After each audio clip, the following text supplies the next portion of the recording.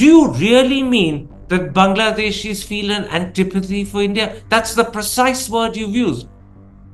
I think so. I mean, I think right now, India's public perception in Bangladesh is very low. But in the point I'm trying to make is it doesn't is the antipathy, such as it is, stems from how we perceive India views us. If India's view of Bangladesh were to change, and if we felt that Indians looked at Bangladesh differently, this antipathy would not exist. The antipathy is not organic. It is not something that exists in and of itself. It is not intrinsic to the way Bangladeshis look at India. Now, why do we think that Indians have this negative view of Bangladesh? It's you see it everywhere in Indian media, you see it everywhere in Indian social media. There's a lot of the tenor of the commentary, there's a lot of vitriol. You see it in statements by elected political officials. You have the Home Minister Amit Shah referring to Bangladeshis as termites. For decades now, Bangladeshis have been referred to as infiltrators. I think that's the word which is used in the Indian media when you talk about Bangladeshis who are living in India. Some may be legal, some may be even illegal. But the language which is used to have this discussion is, of course, very distressing to Bangladeshis, and we feel is very indicative of a certain mindset.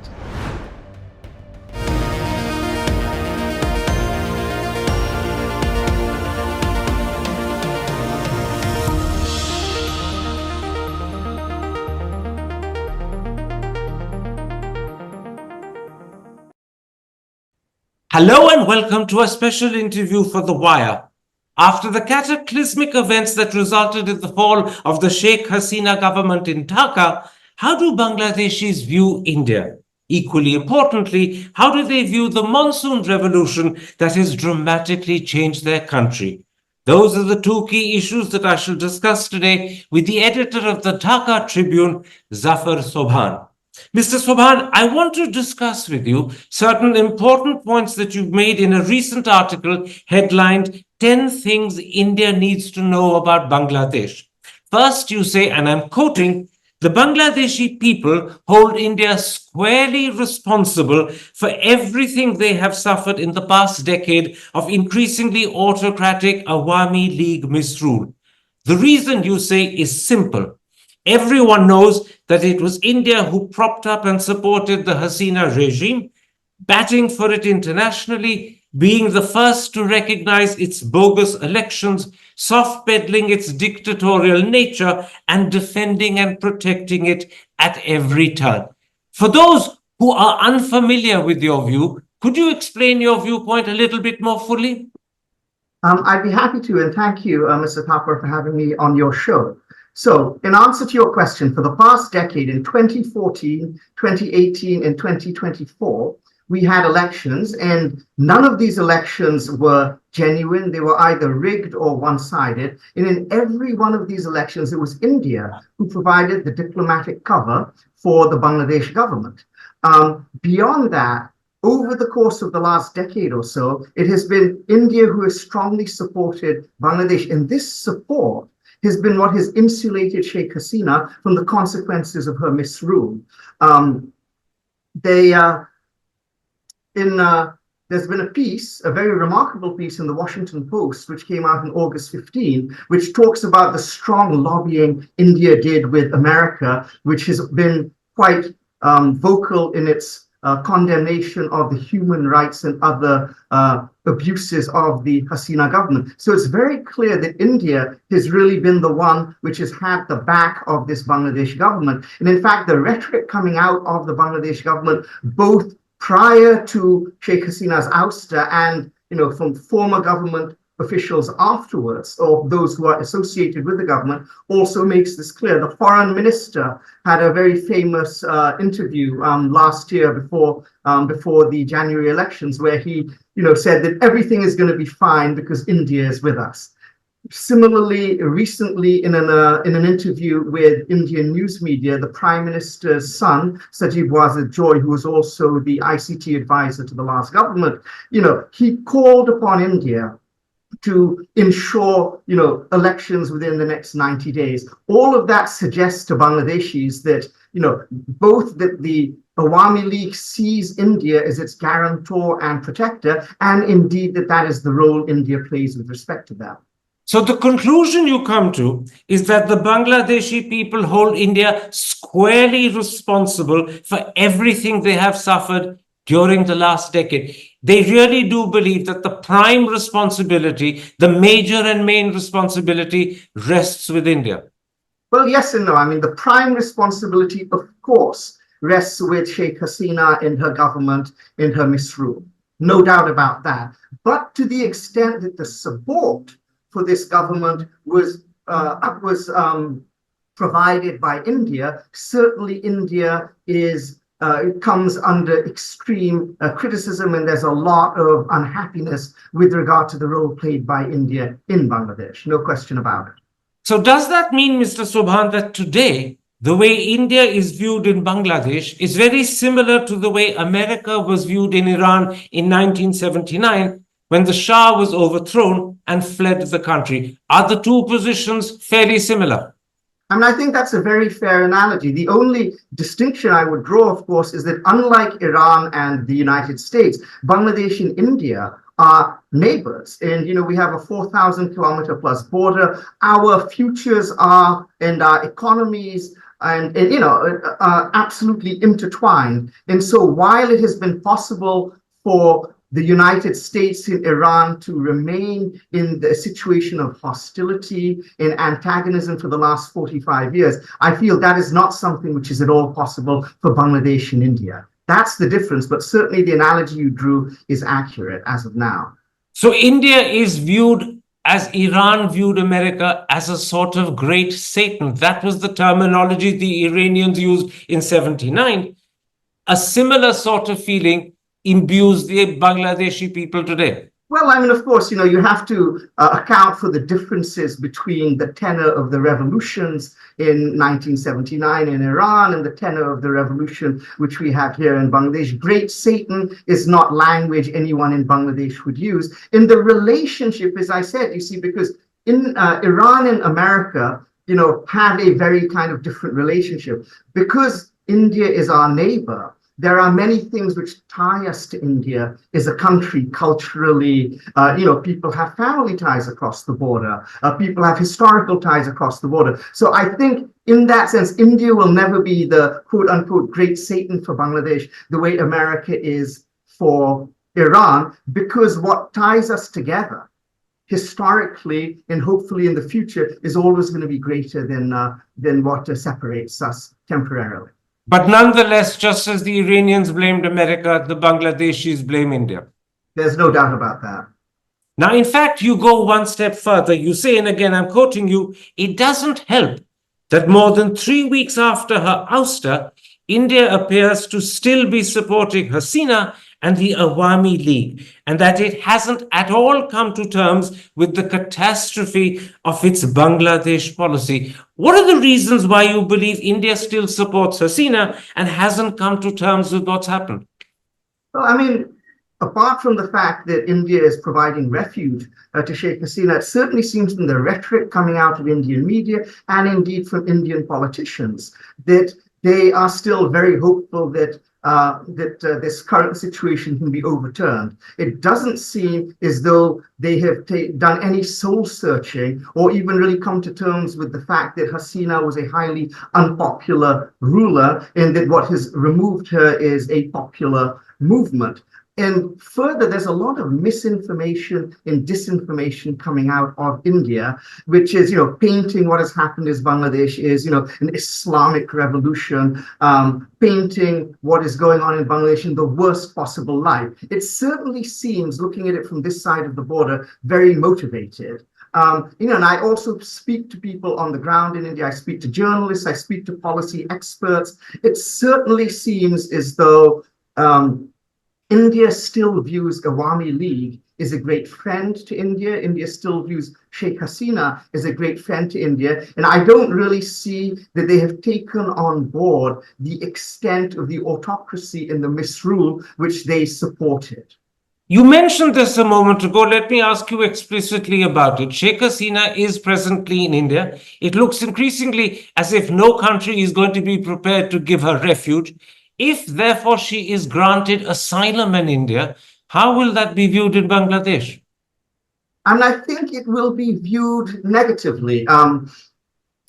I'm not really sort of privy to the laws and the regulations in terms of asylum and who is appropriate to receive it. But there are going to be legal action taken against Sheikh Hasina and members of her government. People hold her very responsible for the hundreds of deaths and the thousands of maimings which have happened in the last month, from July 15th to August 5th. There were a lot of atrocities committed. Prior to that, there's an incredible amount of evidence which is now mounting and is being gathered in terms of enforced disappearances, extrajudicial executions, a lot of crimes which were committed by the Hasina government. So the feeling is that she really ought to return to Bangladesh and be accountable for her crimes as the other people who are responsible within her government. So if the granting of asylum stands in the way of this kind of process of justice, I think that is actually going to have a negative impact in terms of public opinion in Bangladesh. But you're well aware of the fact that it's extremely unlikely that the Modi government, or possibly any other government that comes in its place, will actually hand Sheikh Hasina back. That is very unlikely.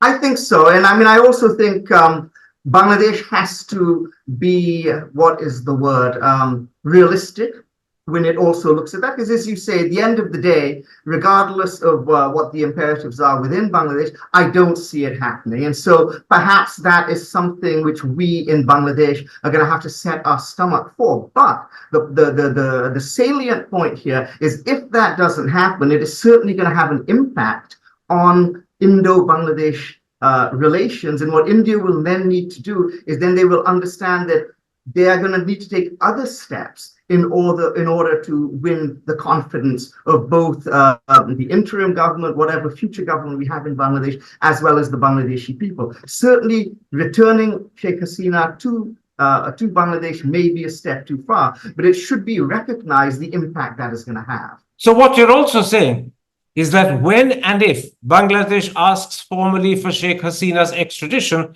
at that point, if India refuses, relations will get worse long before they start getting better. Well, not necessarily. I mean, I think, as you have mentioned, it's really probably politically not feasible for India to hand Sheikh Hasina back to the Bangladesh government. And I think the Bangladesh government, at least the interim government, is nothing if not pragmatic. And I think they also understand this, and they also understand the limitations and restrictions the Indian government is facing. So I do think that this can be a subject of negotiation. This can be a subject of discussion. And I think if it is handled well, and if there are other countervailing measures taken on both sides to work on the relationship, that this doesn't necessarily have to be a deal breaker. This doesn't necessarily have to be a line can I in the interrupt? sand. You did begin by saying that if India grants formal asylum to Sheikh Hasina, it would be viewed negatively in Bangladesh. Certainly negatively, but not a deal breaker in terms of good relations between the two countries. Okay. Now, there is a far deeper point you make in that article, and one that I think will shake the Indian people in particular, and I want to come to that deeper point at this stage. It's to do with what you call the antipathy that Bangladeshis feel for India. You write, and I'm quoting you, the Bangladeshi people's antipathy towards India does not stem solely from its support for Hasina. Bangladeshi beef with India predates 2009. You say Bangladeshis understand very well the low opinion that many, if not most, Indians harbor about us. Their attitude can be described as patronizing and condescending at best. Let me first ask you, do you really mean that Bangladeshis feel an antipathy for India? That's the precise word you've used. I think so. I mean, I think right now, India's public perception in Bangladesh is very low. But the point I'm trying to make is it doesn't is the antipathy, such as it is, stems from how we perceive India views us.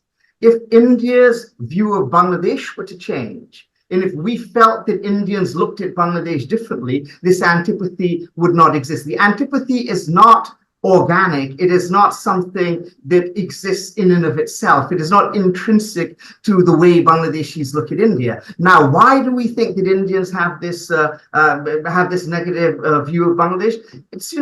You see it everywhere in Indian media, you see it everywhere in Indian social media. There's a lot of the tenor of the commentary, there's a lot of vitriol. You see it in statements by elected political officials. You have the Home Minister Amit Shah referring to Bangladeshis as termites. For decades now, Bangladeshis have been referred to as infiltrators. I think that's the word which is used in the Indian media when you talk about Bangladeshis who are living in India. Some may be legal, some may be even illegal. But the language which is used to have this discussion is, of course, very distressing to Bangladeshis, and we feel is very indicative of a certain mindset, which places sort of Bangladeshis in at a lower point. And now, of course, I hasten to add, it's not all Indians. India is filled with well-meaning people, heterodox thinkers who think very well of Bangladesh. I myself went to high school in India in the 1980s. I have many friends in India, and in fact, almost all Bangladeshis have some connection to India. Many Bangladeshis go to India for medical tourism. Many Bangladeshis go to India for most Bangladeshis, if there's one foreign country they have been to, it will have been India. So it's a complicated relationship, but certainly there is a feeling in Bangladesh, and it is exacerbated by what we see in the media and on social media, that India doesn't quite look at Bangladesh as an equal partner. It doesn't quite look at us as equals. So what you're saying, and I'm just repeating it for the audience so they fully understand you, but what you call the patronizing and condescending attitude that Indian officials perhaps in particular have, the fact that the Home Minister once publicly referred to Bangladeshis as termites, the fact that officially MPs, MLAs and others called Bangladeshis infiltrators, that has created what you call an antipathy. Well, absolutely. And I think it's very natural. I mean, the hostility towards Bangladeshis, in fact, vitriol and hostility towards Bangladeshis is in fact a big part, certainly in West Bengal and in the northeastern states. It's a big part of the politics of that region. Now, it's possible that in parts which are further away from Bangladesh, like in South India, I suspect that probably there you don't have this kind of rhetoric and you don't really have this kind of feeling. But certainly over the past few decades, this is something which has become very apparent to us in Bangladesh. And of course, as Bangladeshis, we're very aware of what goes on in India. We consume Indian media. Can I interrupt and ask this? Do a majority of your fellow countrymen believe and feel this antipathy for India? As I said, I would say maybe antipathy. You keep coming back to that word. So only because it was the word you used, and it struck me immediately when you did so in your article. Okay. Well, like I said, antipathy, yes, but what's important is to contextualize it is antipathy as a response to the perceived sense of condescension and patronization. But it's widely held feeling. Widely held, very much. As a result, you believe India will need to rebuild the trust and confidence of the Bangladeshi people from scratch. So let me ask you two joint questions. How difficult will that be? And secondly, is the Modi government, which was visibly and known to be pro-Hasina, in fact, it invited her to India twice in the month of June, capable of doing this? Well, I mean, I think it's possible. And beyond the fact that I think it's possible, I think it is an imperative. Bangladesh does not want enmity with India. Frankly, we can't afford enmity with India. And I don't think India, for that matter, can afford enmity with Bangladesh. We have to resolve these differences between our two countries. This is something that has to happen. There is no way forward for Bangladesh and India except through mutual cooperation. And I think that much is understood. So that being the basic premise of what I'm saying, I think it is possible, but the impetus has to come from India. And I think what you need is an acknowledgement of error in terms of, and I think that's maybe very difficult to do. You have to look at the policy, your foreign policy, your strategic policy of the last decade, and understand that it's been a failure. But I think, I think now the time for a reckoning has come, and I think with that reckoning, there can be an opportunity for for a new beginning. And I think that new beginning, yeah. But you do believe there is need for what you call an acknowledgement of error. Well, if you don't acknowledge your error, it doesn't need to be acknowledged to us. It needs to the Indian policy establishment needs to acknowledge it to themselves, because if you don't acknowledge error, you can never fix it. That's the very first step to fixing your mistakes, is to understanding and believing that you made one in the first place. However, you do suggest, if I've read your article correctly, that the door for India is not closed. You write, and again I'm quoting you, we recognize that India is a burgeoning world power and that good relations with the two countries are not just desirable, but in fact indispensable.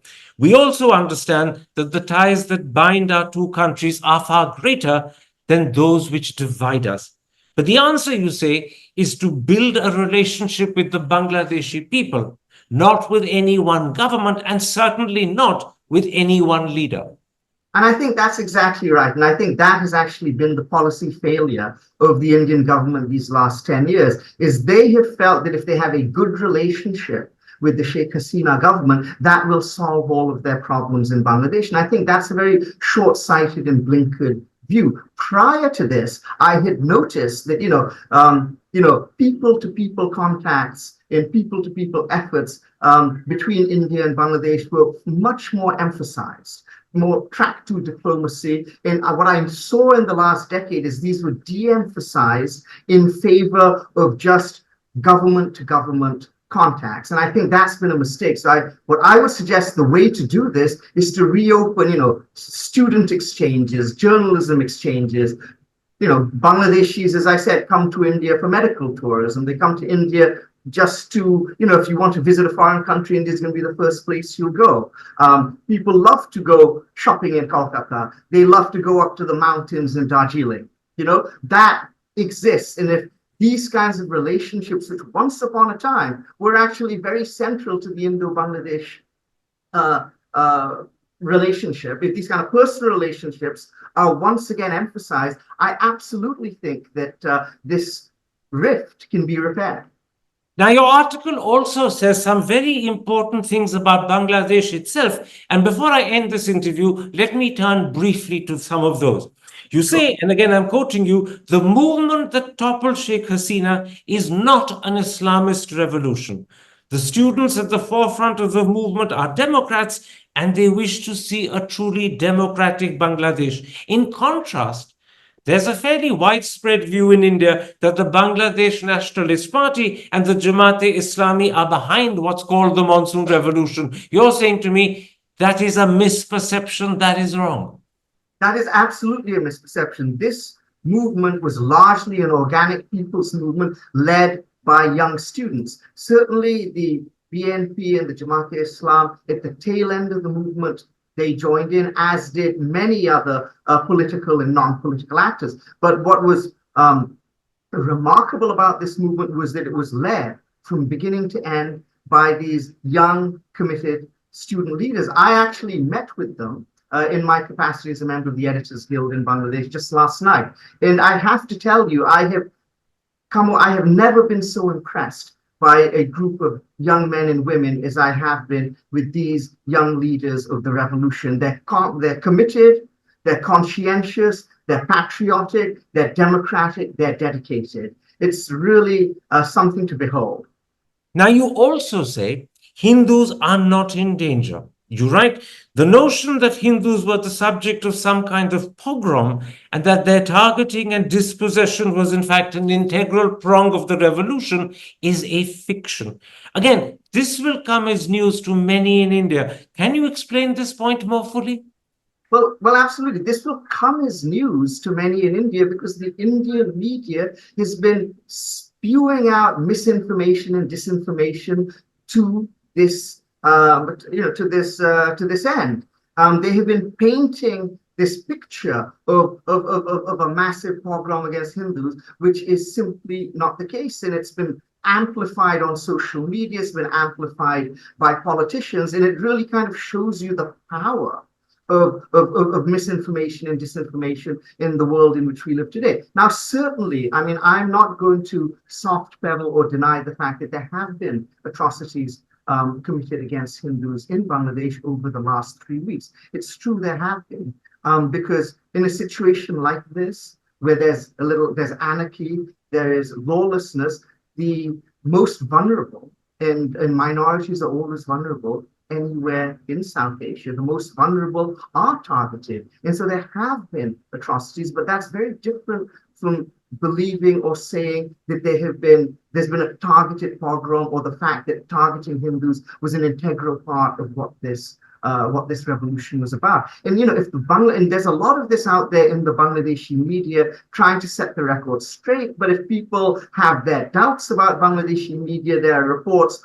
on Deutsche Welle, BBC, CNN, who have really looked into this issue and have come to the viewpoint, as I have said, that it's not nearly as dire is being made out. I mean, it's really being whipped up into a fervor in India. And one of the things we're trying to do on our side of the border is to tell the truth about what's happening, and then therefore lower the temperature, because we think that's very important.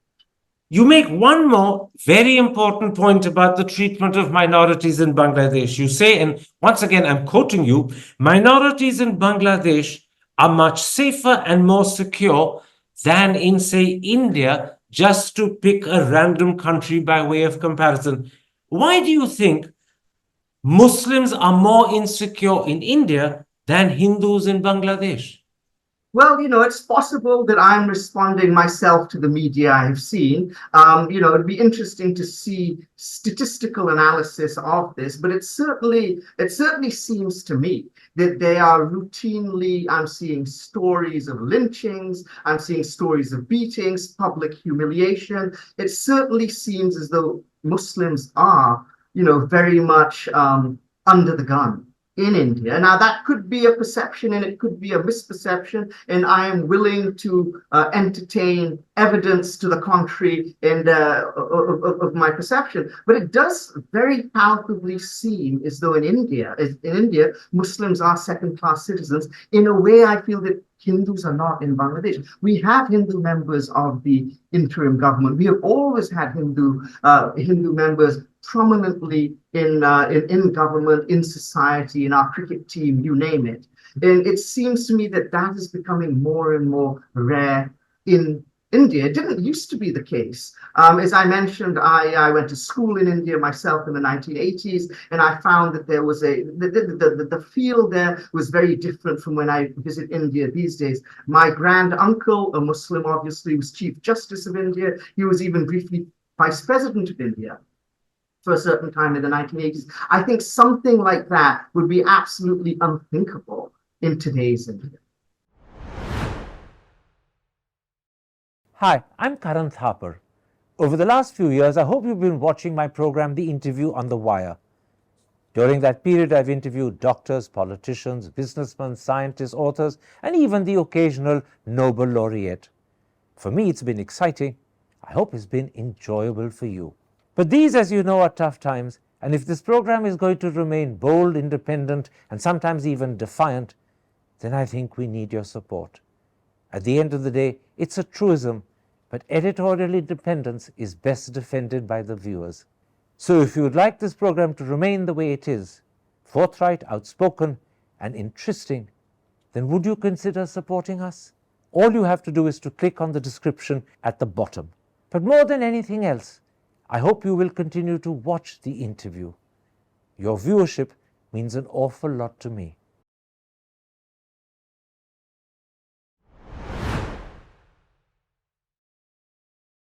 Finally, you say there is no anarchy in Bangladesh today. You write, with the interim government under Dr. Yunus in place, things are becoming more stable and secure every day. Things are slowly but surely returning to normal.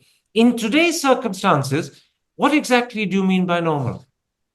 Well, I mean, given the suddenness of Sheikh Hasina's departure, it was inevitable that there was going to be some kind of a power vacuum. I mean, when something like this happens, the toppling of a government, an all-powerful government which has been in place for 15 years, it's some level of transitional vacuum is inevitable. There's no way you can avoid it. And so there was a lot of lawlessness. Police were not on the streets for well over a week because, you know, they had been so closely implicated with the previous regime and there was so much anger against them. So it took not a long time. Actually, I would suggest that given the fact that the situation was quite anarchic, we didn't have a government for 2 or 3 days, and it has taken time for the government to find its feet. The level of anarchy and lawlessness and criminality has actually been very low in Bangladesh. You've had the students, again, who have been taking law and order. They've been patrolling the streets with neighborhood patrols to provide law and order, to direct traffic. And so slowly, things are coming back to normal. What does normality mean? It's very simple. Rule of law, law and order, safety and security of persons and property. That is the very first thing which any government needs to provide for its people. And I think we're very much moving well along those lines. It's much more of a problem because, of course, because of the destruction of the Bangladeshi institutions over the last 15 years, those two have to be fixed. And while fixing the institutions is a medium to long-term project, it's also intertwined with providing the short-term security that we need. Nevertheless, I feel that given all of the challenges that the current interim government has done a very good job, and things are really more or less back to normal. They're not 100% back to normal. 3 weeks after the ouster of Sheikh Hasina, I think it would be unrealistic to believe that everything would go back to normal and that we'd have a law and order situation which was similar to what pertained during times of peace and calm. But things are moving very much in the right direction. One last question, Mr. Sobhan, and it's about Dr. Yunus. You're right. If there is one Bangladeshi who can lead us at this watershed moment in the nation's history, it is he. Is the whole country united behind Dr. Yunus, or do supporters of Sheikh Hasina and the Awami League differ and therefore divide the country?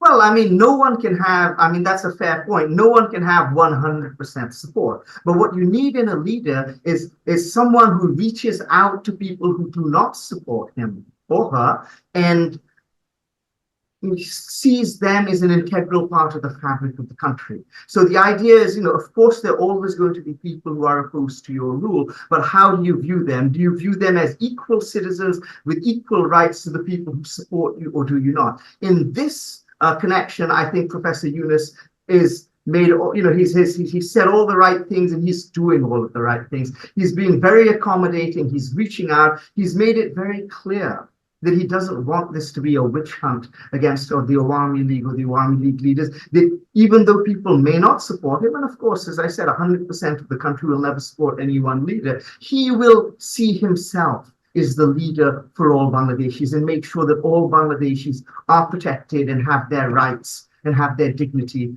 under his governance. Zafar Sobhan, thank you very much for this interview and for the time you spared for us. I'm particularly grateful that you have explicitly and in a very cogent and forceful way explained to Indians precisely how Bangladeshis view the country, precisely the sense of antipathy they feel and why they feel it. And the real reason is they believe that Indians, particularly Indian officialdom, is patronizing and condescending and talks down to them. And that was, in a sense, epitomized by that ghastly phrase once used by our present Home Minister when he called Bangladeshis termites. I thank you for opening the eyes of India to something that many in my country either have not seen or do not want to see. Take care. Thank you. Stay safe. Well, thank you very much for having me on your show. And I hope this is the first conversation of many, not just with me, but with other Bangladeshis, because the way to resolve these issues between our two countries and the way to move the mutual relationship to better footing is through conversations such as these. If we both speak and we both listen to one another, I am very confident that we can move things to a more mutually beneficial and mutually understanding relationship in future. Thank you very much indeed. Take care. Thank you. Hi, I'm Karan Thapar. Over the last few years, I hope you've been watching my program, The Interview on the Wire. During that period, I've interviewed doctors, politicians, businessmen, scientists, authors, and even the occasional Nobel laureate. For me, it's been exciting. I hope it's been enjoyable for you. But these, as you know, are tough times, and if this program is going to remain bold, independent, and sometimes even defiant, then I think we need your support. At the end of the day, it's a truism, but editorial independence is best defended by the viewers. So if you would like this program to remain the way it is, forthright, outspoken, and interesting, then would you consider supporting us? All you have to do is to click on the description at the bottom. But more than anything else, I hope you will continue to watch The Interview. Your viewership means an awful lot to me.